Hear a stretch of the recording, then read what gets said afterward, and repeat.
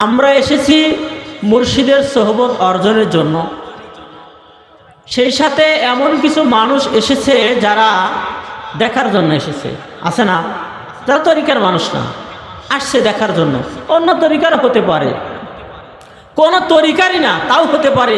এমন কিছু মানুষ এসেছে যেই মানুষগুলো এখানে এসেছে যে পীরের দরবারে নাকি শিরেক আর বেদাত হয়, দেখে আসি কেমন হয়। এরকম আছে না নাই? আছে না নাই? আমরা যে আমল করি, আমরা যে কাজগুলো করি, আমাদের এই কাজগুলো, আমাদের এই আমলগুলো কোনোটাই আমার পীরের বানানো নয়, কোনোটা আমাদের তরিকায় সিলসিলায় বানানো নয়। সকল আমল, সকল আকীদা কোরআন থেকে নেওয়া, হাদিস থেকে নেওয়া। জোরে বলুন সুবহানাল্লাহ। আমার আল্লাহ রাব্বুল আলামিন কালামে পাকের মধ্যে ইরশাদ করেন, ওয়ালা তুতি মান আগাফালনা কলবাহু আন যিকরিনা ওয়াত্তাবা হাওয়াহু ওয়া কানা আমরুহু ফুরুতা। ভালো করে বোঝার জন্য চেষ্টা করুন। আমার আল্লাহ রাব্বুল আলামিন কালামে পাকের মধ্যে ইরশাদ করেন, তোমরা ওই সকল মানুষের সঙ্গে ওঠা বসা করো না, তোমরা ওই সকল মানুষের সঙ্গে চলাফেরা করো না, ওই সকল মানুষের সঙ্গে চলাফেরা করো না যেই মানুষগুলোর কলব আমি আল্লাহ আমার নামের জিকির থেকে গাফেল থাকে। আমি আল্লাহ আমার নামের জিকির থেকে যেই সকল মানুষদের কলব গাফেল থাকে, যাদের কলবগুলো আল্লাহ আল্লাহ জিকির করে না, ওই সকল মানুষের সঙ্গে চলাফেরা করা যাবে না, ওই সকল মানুষের সঙ্গে ওঠা বসা করা যাবে না। কেননা ওই মানুষগুলো নিজেরা নিজের নফসের অনুসরণ করে, আর যারা নিজের নফসের অনুসরণ করে এই মানুষগুলো স্বয়ং শয়তানের অনুসরণ করে। এ বাজার ভাই জানে না, ভালো করে বোঝার জন্য চেষ্টা করুন। আমার আল্লাহ রাব্বুল আলামিন শুধু ওই সকল মানুষের সঙ্গে ওঠা বসা করার ব্যাপারে নিষেধ করে নাই, এখানে আর অনেকগুলো বিষয় এর মধ্যে ইনক্লুড করা আছে, এর মধ্যে সংমিশ্রণ করা আছে। আমার আল্লাহ রাব্বুল আলামিন আমাদেরকে পরামর্শ দিচ্ছে, এ তরিকার মানুষেরা ভালো করে বোঝার জন্য চেষ্টা করো। তোমার কলবের মধ্যে মুর্শিদ কেবলা আঙ্গুল দিয়ে স্পর্শ করিয়ে তোমাকে সবক দিয়ে দিয়েছে। নিয়মিত তরিকতের কাজ করার কারণে, মুর্শিদ কেবলার সঙ্গে সম্পর্ক রাখার কারণে আমার আপনার মধ্যে আল্লাহ রাব্বুল আলামিনের পক্ষ থেকে মুর্শিদ কেবলা ফয়েজ বর্ষণ করে। সুবহানাল্লাহ বলে। আমার আপনার মুর্শিদ আমার আপনার উপরে ফয়েজ নিক্ষেপ করেন, তাওয়াজ্জুহ দিয়ে দেন, আর ফয়েজ দেওয়ার কারণে, তাওয়াজ্জুহ দেওয়ার কারণে আমাদের এই মরা কলবগুলো আল্লাহ আল্লাহ জিকির করতে থাকে। যেই মানুষগুলো যত বেশি মুর্শিদের সহবত অর্জন করবে, যেই মানুষগুলো যত বেশি তরিকতের আমল করতে থাকবে, এই মানুষগুলোর মর্যাদা আল্লাহ রাব্বুল আলামিনের দরবারে অত বেশি হতে থাকবে। হযরত আবু জার রাদিয়াল্লাহু, আবু জার গিফারি রাদিয়াল্লাহু তাআলা আনহু রাহমাতুল লিল আলামিন নবীজির সঙ্গে এমন ভাবে লেগে থাকতেন, এমন ভাবে লেগে থাকতেন।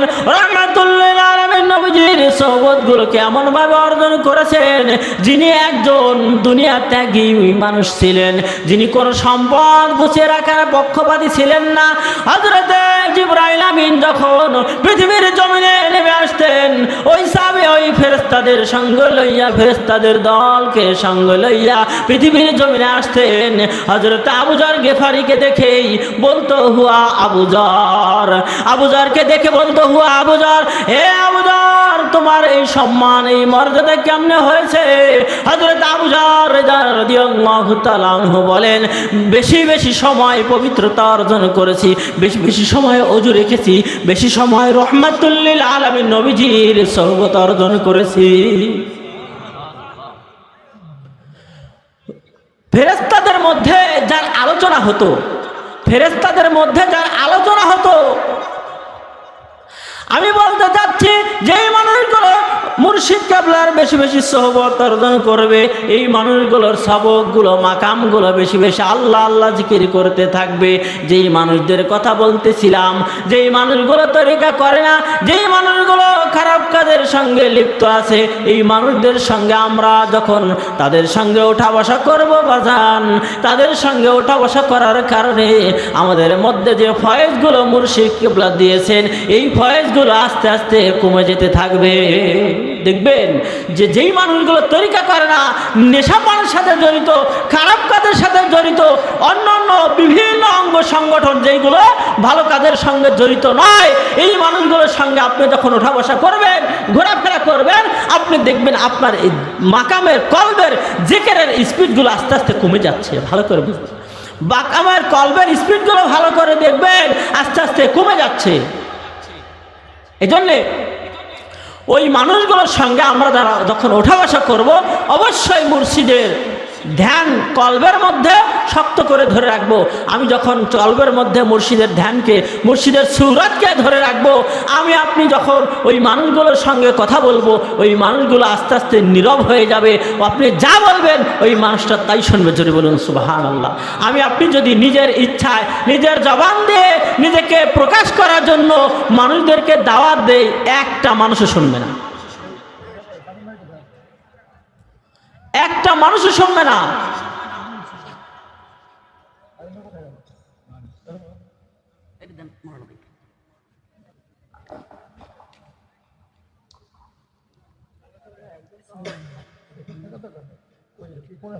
ওখানে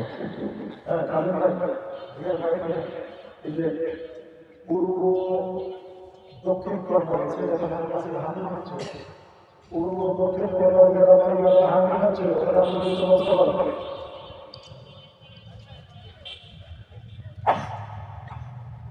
দরুদ পড়ি আল্লাহুম্মা সাইয়্যিদিনা মাওলানা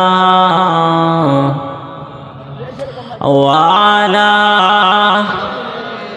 সাইয়্যিদিনা। ফায়া আইয়ুহাল হাজিরুনা রাহিমাকুমুল্লাহ, যেই কথাটা বলতেছিলাম সোহবতের ব্যাপারে বলতেছিলাম, ওই সকল মানুষের সঙ্গে যখন আমরা ওঠা বসা করবো, চলাফেরা করব, মাকাম মুর্শিদ সবকের খেয়ালে থাকবো, তাহলে আমাদের সবকগুলো ঠিক থাকবে, আমাদের সবকগুলো ঠিক থাকবে।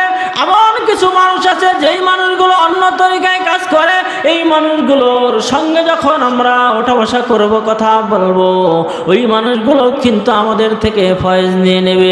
আমরা যদি বেখেয়ালে থাকি, আমাদের থেকে ফয়েজগুলো উঠিয়ে নেবে, আমাদের সবকগুলো স্পিডগুলো কমে যাবে। আল্লাহ রাব্বুল আলামিন এই বিভিন্ন ধরনের পরামর্শ দিচ্ছে, বান্দা তুমি কোন কোন মানুষের সঙ্গে থাকবে, কার সঙ্গে থাকবে না। এরপরে আমার আল্লাহ রাব্বুল আলামিন বলেন, বান্দা তুমি সব সময়ের জন্য তোমার জিকির করতে হবে। আমা খালাকতুল জিন্না ওয়াল ইনসা ইল্লা লিয়াবুদুন। বান্দা আমি পৃথিবীর মানুষেরা তোমরা শোনো, আমি জিন এবং মানব জাতিকে তৈরি করেছি আমার ইবাদতের জন্য। আমার ইবাদতের জন্য আমি জিন এবং মানব জাতিকে তৈরি করেছি। একটা মানুষের 24 ঘন্টার জিন্দগির মধ্যে আমরা মনে করেন 24 ঘন্টার জিন্দগি অতিবাহিত করি। এই 24 ঘন্টার মধ্যে আমরা 5 ওয়াক্ত নামাজ যারা নিয়মিত পড়ে, এরা না হয় 1 ঘন্টা ইবাদত করে, আর 23 ঘন্টা ইবাদত হবে না। 1 ঘন্টা ইবাদত করে, 23 ঘন্টা ইবাদত হবে না। তাহলে আল্লাহ রাব্বুল আলামিন আমাদেরকে তৈরি করেছেন 24 ঘন্টার ইবাদতের জন্য। 1 ঘন্টা ইবাদত করলাম, বাকি সময়গুলো কোথায় চলে গেল? 23 ঘন্টার সময় যদি আমাদের নষ্ট হয়ে যায়, ইবাদতের বাইরে চলে যায়, বাদান এইবার যদি আমাদের আমলগুলো নেকি আর বদির পাল্লায় তুলে দেওয়া হয়, 1 ঘন্টা ওজন করা হয় আর 23 ঘন্টা ওজন করা হয়, কোনটার দাম বেশি হবে? কোনটার দাম বেশি হবে? 23 ঘন্টার সময়টা ওজন বেশি হয়ে যাবে, নেকির পাল্লা হালকা হয়ে যাবে। এবার 24 ঘন্টার জিন্দগি আমার ইবাদতের মধ্যে নিয়ে যেতে হবে। আমার আল্লাহ রাব্বুল আলামিন বলেন, আল্লাযীনা ইয়াযকুরুনাল্লাহা কিয়ামান ওয়া কুউদান ওয়া আলা জুনুবিহিম ওয়া ইয়াতাফাক্কারুনা ফি খালকিস সামাওয়াতি ওয়াল আরদ। বান্দা আমার আল্লাহ রাব্বুল আলামিন বলেন, মানুষ 3টা অবস্থার মধ্যে থাকে। প্রথম নম্বর অবস্থা, কিয়ামা মানুষটা হয়তো দাঁড়িয়ে থাকে, এরপরে মানুষটা না হয় বসে থাকে, এরপরে মানুষটা না হয় শুয়ে থাকে।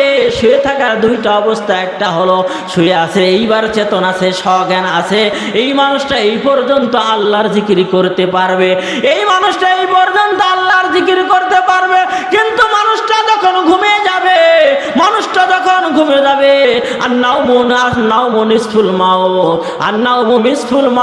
মৃত্যু হলো, ঘুম হলো মৃত্যুর অর্ধেক। ভালো করে বোঝার জন্য চেষ্টা করুন, যেই মানুষটা ঘুমিয়ে গেল এই মানুষটার মৃত্যুর অর্ধেক হয়ে গেল।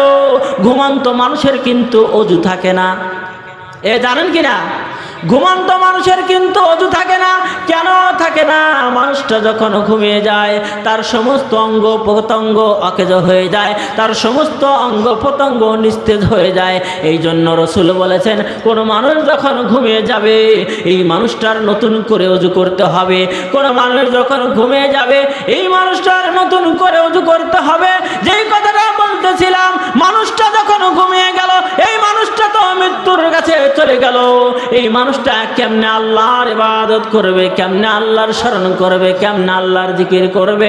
যেই মানুষটা 24 ঘন্টার জিন্দেগিতে আল্লাহ আল্লাহ জিকির তার হৃদয়ের মধ্যে পয়দা করবে, তৈরি করবে, তার জিকির কল্পটা আল্লাহ আল্লাহ জিকির প্রকম্পিত হতে থাকবে, এই মানুষটার কেবল 24 ঘন্টা জিন্দেগি ইবাদত করা সম্ভব। সুবহানাল্লাহ। আমার মুর্শিদ কেবলা শিক্ষা দিচ্ছে কেমনে 24 ঘন্টা ইবাদত করা যায়। আমার মুর্শিদ কেবলা শিক্ষা দিচ্ছে কেমনে 24 ঘন্টার ইবাদত করা যায়। কলবের মধ্যে যদি আমি আপনি জিকির জারি করতে পারি, আমার আল্লাহ রব্বুল আলামিন জিকিরের ব্যাপারে বহু আয়াত নাজিল করেছেন। জিকিরের কথাকে, জিকিরকে ব্যাখ্যা করতে হবে না। নামাজকে জিকির বলা হয়েছে, আপনার কোরআন তেলাওয়াতকে জিকির বলা হয়েছে। কিন্তু জিকির যদি হয় তাহলে এই নামাজ 5 ওয়াক্ত 1 ঘন্টা সময়, কোরআন তেলাওয়াত করেন আধা ঘন্টা সময়, বাকি সময়গুলো কেমনে জিকির করবেন? আপনি নামাজকে জিকির বলবেন, আপনি কোরআনকে জিকির বলবেন, আপনার বাকি সময়গুলো কে জিকির করে দেবে? আপনি যখন ঘুমিয়ে যান আপনার এই সময় কে জিকির করে? আপনি মানুষকে ধোঁকা দিয়ে যাচ্ছেন। মানুষকে কেন ধোঁকা দিচ্ছেন? পীর মুর্শিদের দরবারে প্রকৃতপক্ষে জিকির শিক্ষা দেওয়া হয়।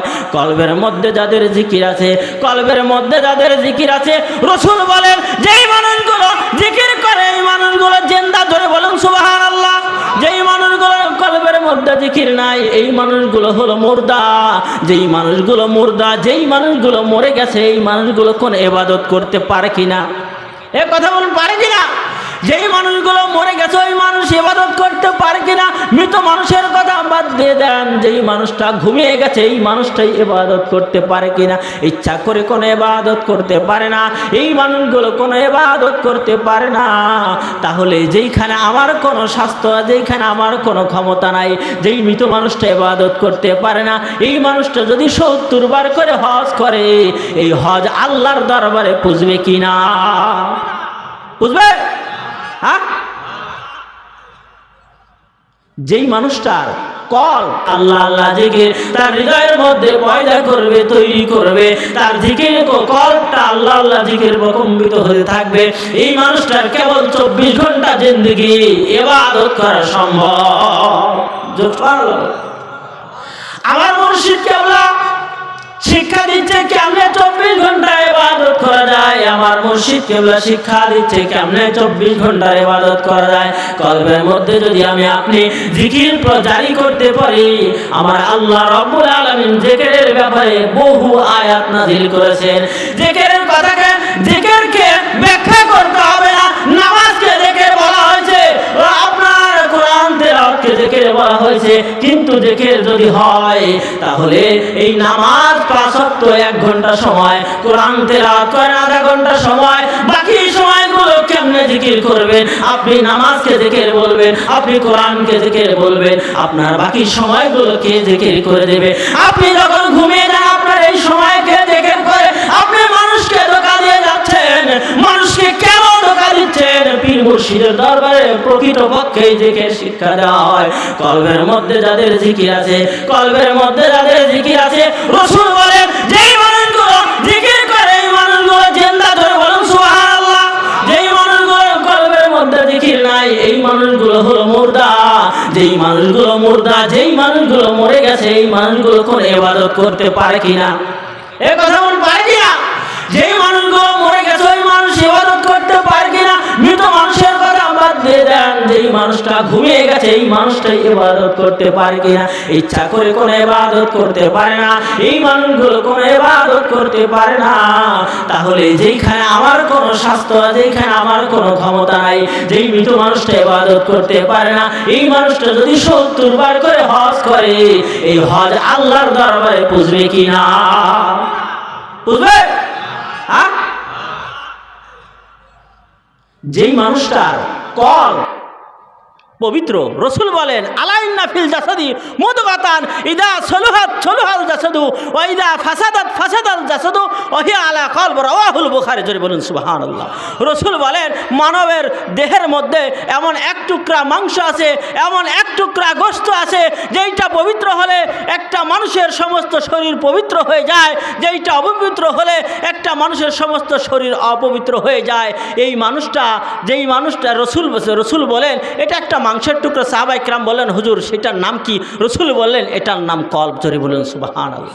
কলব থাকে মানুষের ভিতরে, যেটা মুর্শিদ কেবলা দেখিয়ে দেন বাম স্তনের 2 আঙ্গুল নিচে লতিফায় কলব মারিফাতের প্রথম মাকাম। মুর্শিদ কেবলা বলছে কি বলে নাই? মুর্শিদ কেবলা বলছে কি বলে নাই? বাম স্তনের 2 আঙ্গুল নিচে লতিফায় কলব মারিফাতের প্রথম মাকাম। এইখানে খেয়াল করে উঠতে বসতে চলতে ফিরতে অজু বেঅজু পাক না পাকে সবসময় আল্লাহ আল্লাহ জিকির করতে হবে। আর পাক না পাকেও বলতে হবে। একটা মানুষ নাপাক হয়ে গেছে, এই মানুষটা তো মুখে আল্লাহ আল্লাহ জিকির করতে পারবে না। রসুল ওই ইয়াতে টয়লেটে যাওয়ার সময় আল্লাহ নামের আংটি এটা খুলে রেখে গেছেন, এইটা খুলে রেখে গেছেন। মুখে আল্লাহ জিকির করা যাবে না, কিন্তু রসুল টয়লেটে গিয়েও আল্লাহ আল্লাহ জিকির কলবে করেছেন। জোরে বলুন সুবহানাল্লাহ। রসুল বলেন তানামুল আইনি ওলা এনামুল কলবে। জোরে বলুন না সুবহানাল্লাহ। রসুল বলেন আমার এই চক্ষু নিদ্রা যায়, আমার কলব নিদ্রা যায় না। রসুল কিন্তু ঘুম থেকে উঠে নামাজ পড়েছেন ওযু না করেই। রসুল বলেন আমার তো ঘুম হয় না, আমি তো ঘুমে যাই নাই, আমি জাগ্রতই ছিলাম, এই জন্য নামাজ পড়েছি। সুবহানাল্লাহ। একটু দরুদ পড়ি আল্লাহুম্মা সাইয়্যিদিনা মাওলানা আদওয়ালা আলি মাওলানা। হায়া আইয়ুহাল হাজিরুন রাহিমাকুমুল্লাহ। ভাঙা কণ্ঠে ত্রুটিপূর্ণ 2-1টি কথা বলেছি। আল্লাহ রাব্বুল আলামিন যেন আমরণ পর্যন্ত আমাদেরকে তরিকতুর উপর দায়েম এবং কায়েম থাকার তৌফিক দান করে।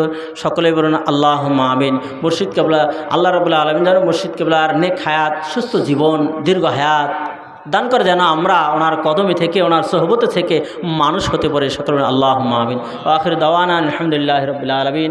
আসসালামু আলাইকুম ওয়া রাহমাতুল্লাহি ওয়া বারাকাতুহু।